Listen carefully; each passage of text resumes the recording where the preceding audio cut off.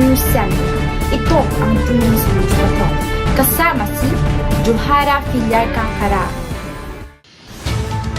Magandang araw, Pilipinas. Ako po si Johara Villar Cancaraan na maghahatid ng nagbabagang balita ngayong araw.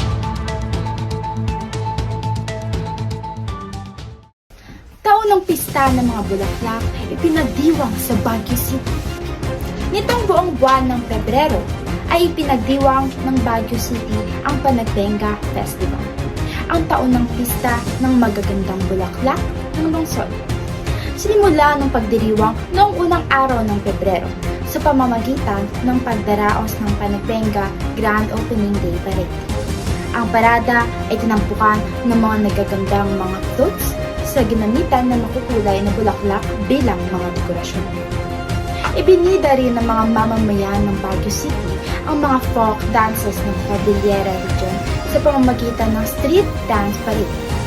Bukod sa mga parade ay nagkaroon ng iba't ibang mga program na nagtampok ng kultura at produkto ng Baguio City. Ako po muli si Johara Villar Cancaraan para sa Junior News Patrol.